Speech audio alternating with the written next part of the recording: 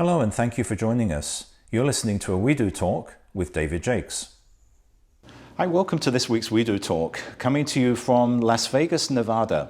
And no, I'm not hitting the casinos on the strip this week. I'm actually here with a bunch of the other Wedo people to meet with various other people in town. And I have a great guest joining me today who needs less introduction than people usually do because he's probably well known to many of you.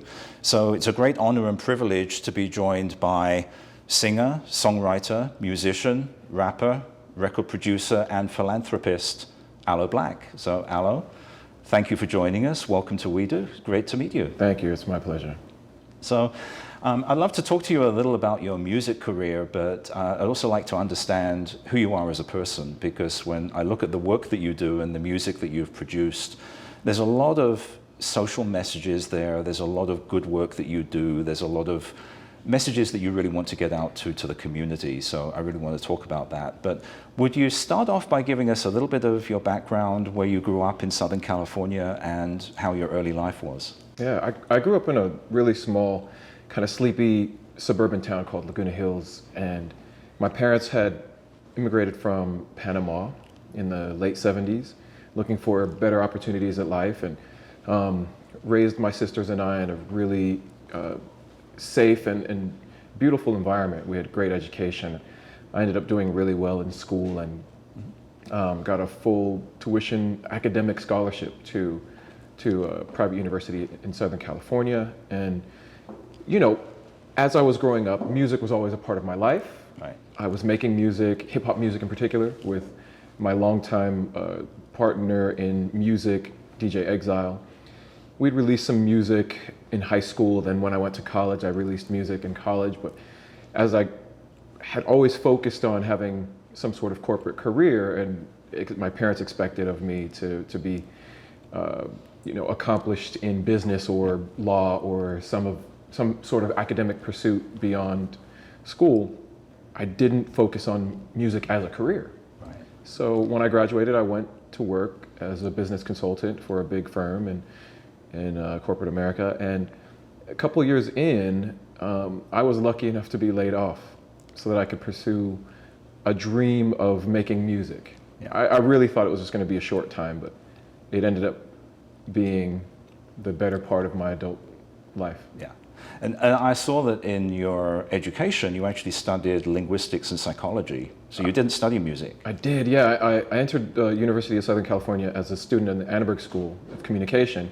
But because I was a trustee scholar, I was able to design my own second major, which Right. was an interdisciplinary major between linguistics and psychology. I really wanted to do neuroscience, but they didn't have a neuroscience major for undergrad. And I was particularly interested in the production of language, the development of language, and comprehension. And so all of these aspects around communication sort of led me to that as my undergraduate experience, which, you know, to some extent I feel like I'm still using today in the work that I do as a songwriter, as an entertainer, and as a businessman. Yeah, there's a great synergy there of linguistics and as a songwriter. There's probably a lot that you learned in that discipline that's probably helping you today. I feel like there is. You know, I also feel, though, that if I could go back, I'd probably study computer science and computer engineering. I feel like there's, you know, a whole lot of work that I could be doing in that space that ultimately I will lean heavily on other experts to do. Yeah. But in a way, I feel like I got the best of my college education. Yeah, yeah. And I love when you say that you had the great fortune to be laid off, because losing a job is never an enjoyable experience. You know, it's happened to me, it's happened to so many people. And in the moment, it can be pretty devastating, and you fear for your future, your livelihood, what am I going to do? But for many people, it opens up those other opportunities, and it sounds like that was actually a great pathway to open up something for you. Yeah, for me, it really did open up a pathway. I didn't know what I was going to do immediately. Right. You know, during my first year as a consultant, there was a moment where there was a quarterly meeting between all of the consultants in the company in my region.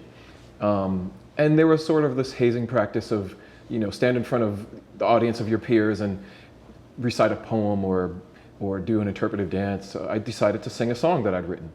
And after I sang the song, I got a standing ovation, and an executive came up to me and said, "You might be in the wrong business." And it was only a short time after that I was let go due to a reduction of force. But Right. I thought maybe I'd go back to school, get a PhD, master's, maybe moonlight with another consulting firm, maybe go independent and be a contract consultant. But there was just this nagging thought that I'm young, I have very little responsibilities, I've got this small parachute from being laid off, and maybe I could just use this moment to explore what music could do for me. Yeah. Yeah, great. And so when you were younger and you were starting out in the music world and it was becoming a passion of yours, who were the artists that you admired? Are there any kind of mentors out there and people that you really aspired to be like? Right. In terms of music, growing up listening to hip hop, I was listening to artists like Tribe Called Quest. So that whole era of very, I think, conscious and jazzy and artistic, unapologetically, revolutionary kind of hip hop music, Public Enemy and Ice Cube and Nas and The Far Side. These are some of the artists that ultimately were huge for their time, and made a really big impact on me as an artist. My parents were also listening to different music, so they were listening to soul music, R&B, pop, and because they come from Panama, they're listening to a lot of Caribbean music. Those influenced me in a great way as well. So the artists from the Caribbean making calypso music, like Mighty Sparrow or Harry Belafonte, artists like Ruben Blades from Panama or Ismael Rivera from Puerto Rico. These artists were part of my upbringing and inspiring me as well. But early on at age 9, when I started writing raps, I also picked up the trumpet. So an artist like Dizzy Gillespie and Louis Armstrong were very inspiring and influential. Yeah. And then how does your upbringing and your childhood and being the son of immigrant parents, how does that influence your music? I think there's this relationship that I have to the African diaspora that instructs me to utilize all the different rhythms and sounds that I can glean from Africans in the diaspora.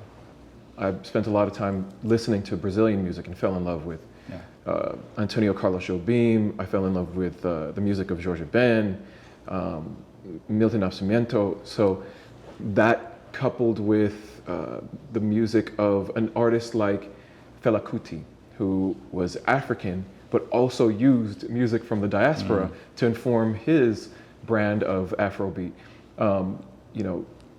Having the experience of growing up with immigrant parents opened my eyes up to more than just the neighborhood that I grew up in. It made me recognize that I'm a citizen of the world. Right. And so I utilize that to inspire how I make music and how I integrate sounds from around the world in my music. Yeah, citizen of the world and the world is your home. That's one of the things that I always like to say. So Aloe, a lot of your work has some social messages. I'd say the songs that you're probably the best known for are I Need a Dollar, The Man, Together is Better, those type of songs. There's usually some kind of social messaging out there. How important is that to you in the work that you do, in the way that people interpret your work? When I signed a recording contract with a major recording company, I made a promise to myself that I would use my voice for positive social transformation, and it's precisely those themes that I feel are important to carry. In our media, we have so many different messages. Some of the messages I think are helpful and beneficial. Some of them I believe are harmful. Some of them help us cope and celebrate.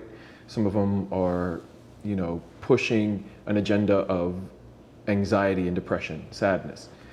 So my thought process, my goal is to use my music to, affirm positivity, to inspire positivity, and to motivate people to do something that's bigger and greater than themselves.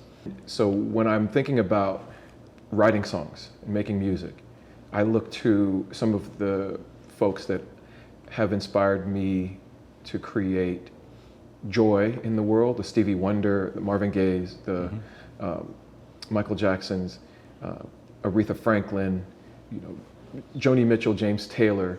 These are artists whose lyrics and words and artistry embody positivity and embody joy and tell stories to humanize our experience, to bring us closer together. Yeah. That's the kind of work that I want to do and be known for. Yeah. And one of your songs, Together is Better, one of the things I have to ask you is that as we're hopefully coming towards the end of the COVID pandemic, and that pandemic created isolation for so many people. And the message there is that we can do things better together, because humans are social animals. We kind of need each other. How do you feel that the pandemic has affected the world and affected your world personally? Yeah, I mean, the pandemic certainly shows all of us how intimately tied we are to one another. I mean, just by being in the same room and breathing the same air, we affect one another. Yeah. And that's really one of the things that I recognized in this experience as we go through the pandemic, is that we are so much better together. Yeah. In isolation, it's hard to be our best selves, because our best selves depend on how we interact with others. We may treat ourselves well. In some cases, we don't treat ourselves well. And we find that in isolation. We'll see, to what extent.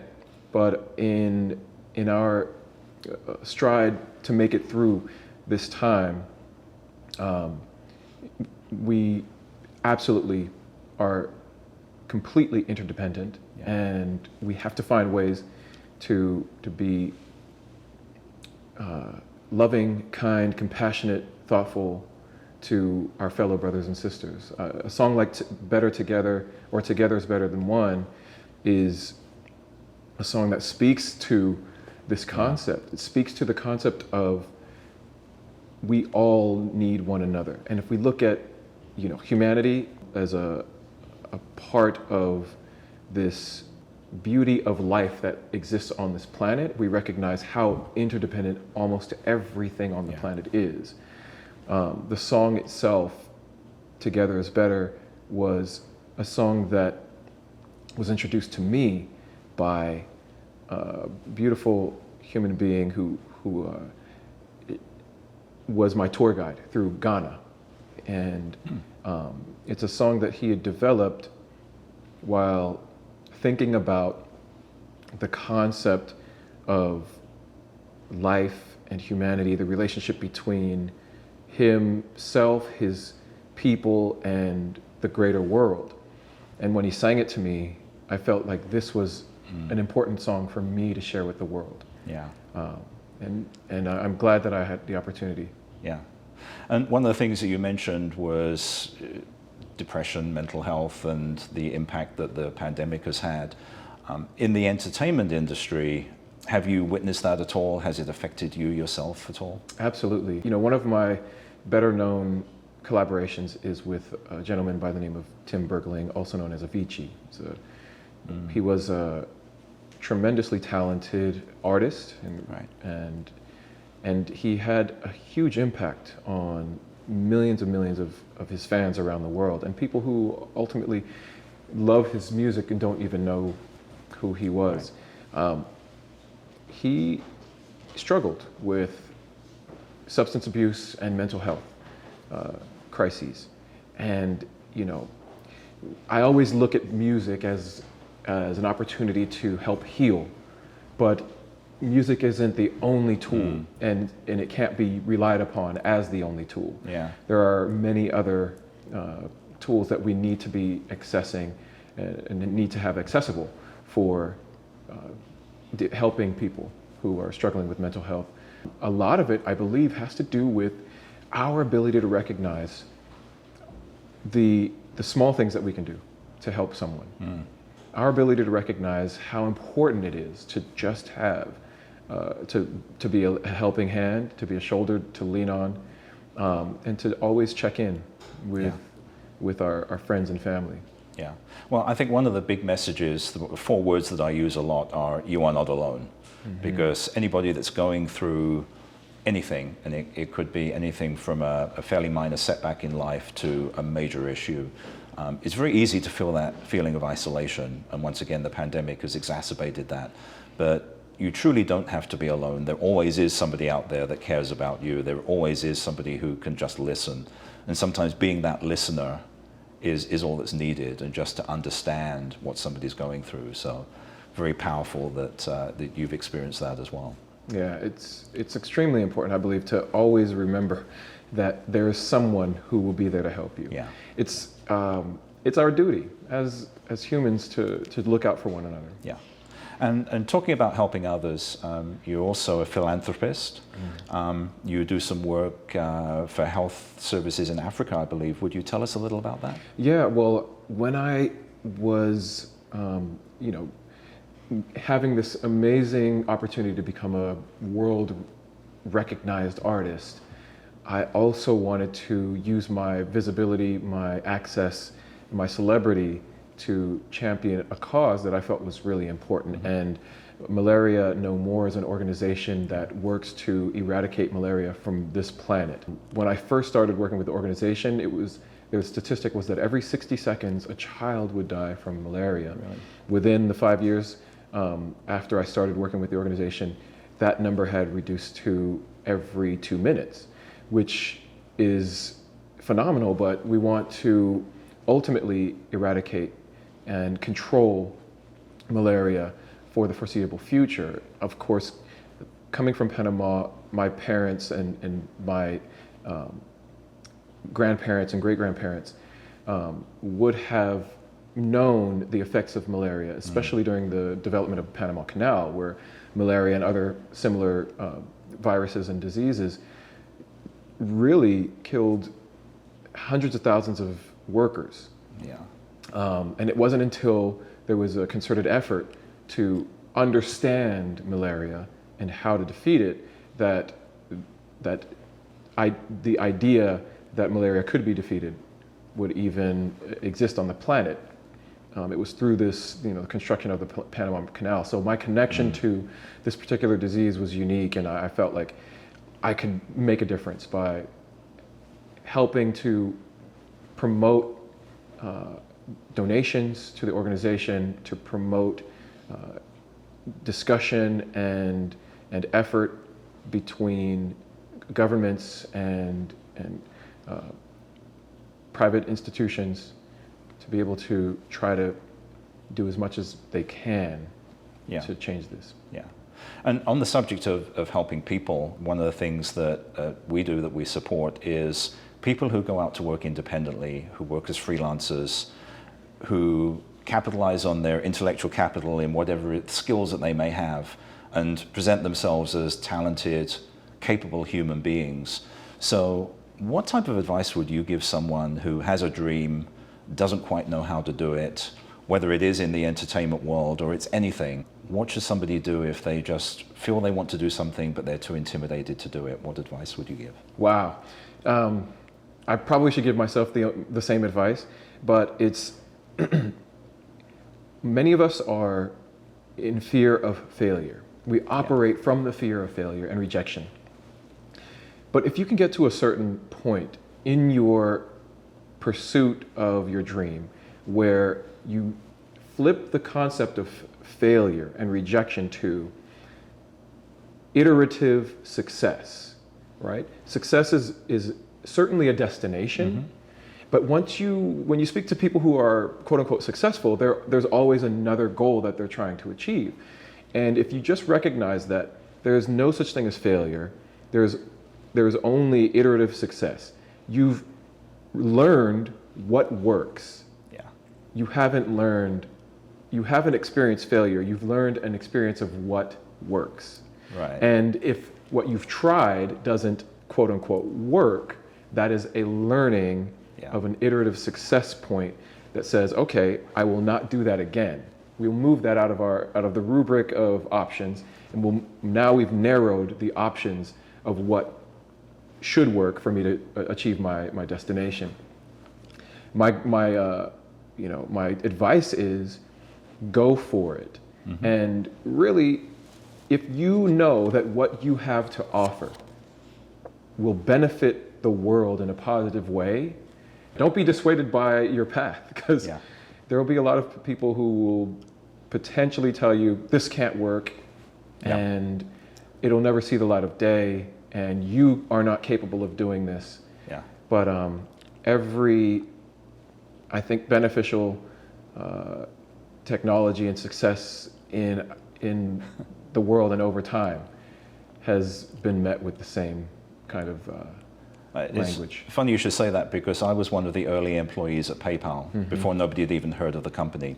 And when I told people what we were doing, it was this new mechanism to have people pay each other outside of the banking system, outside of cash and checks and credit cards. And so many people said, you can't do that. I say, well, why not? Because it's never been done before. And that actually was a changing point in my life, because I then started to think, well, if it's never been done before, maybe now is the time to try it. And we did try it, and it was successful. And that goes for any other disruptive business that's established itself. Many of the big companies that have established themselves in the last 20 or 30 years, they tried something that had never been done before, and they made it successful. They may have failed along the way, or they may have had something that didn't work along the way, but they learned from that and they turned it into something positive. Yeah, that's the reason why I say iterative success. It's successing, because the word failure comes with so much stigma. Yeah. And it really does, I think, hold people back. It deters people from moving forward. And if you just recognize that nothing is achieved without learning the boundaries of what that achievement is, just recognize those boundaries are obviously narrowing your focus and your scope and pushing you, propelling you to the final goal. Yeah.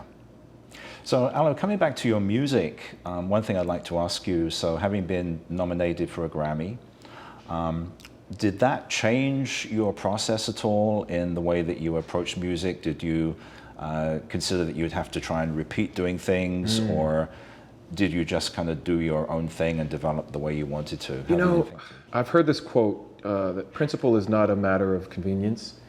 And my principles keep me aligned in the way that I make music and share my art.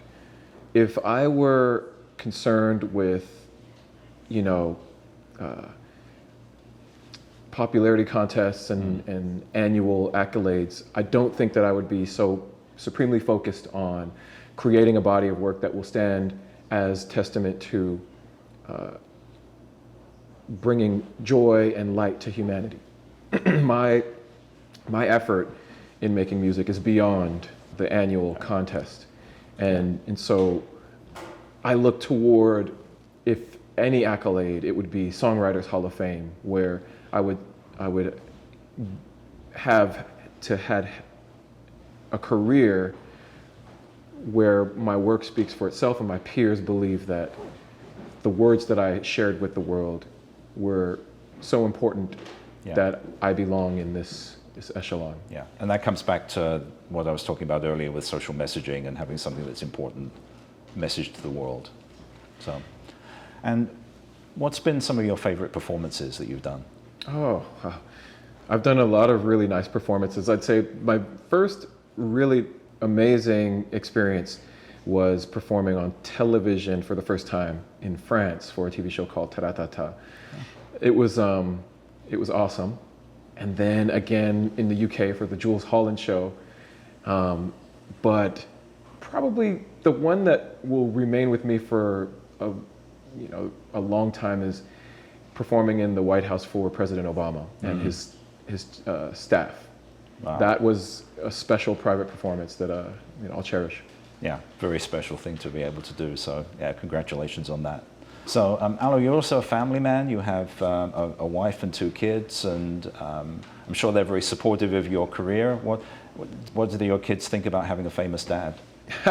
My kids are, I think they recognize what I do as a job where I have some celebrity and people get to know who I am, but I don't think that they are quite as starstruck by the work that I do as others.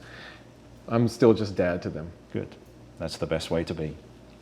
Aloe, thank you so much for joining us and for talking to me and sharing a lot of these thoughts. And one thing I'd like to ask you is if anybody would like to support your philanthropic work, Malaria No More, what's the best way that they can do that? Right. malarianomore.uk.org is the best way to support Malaria No More. Okay, Thank great. you. So people, if you'd like to support this, you now know how to do it. So once again, thank you for joining us. Thanks for sharing your thoughts. It's been a pleasure. And I wish you every success and hope we meet again one day. Thank you.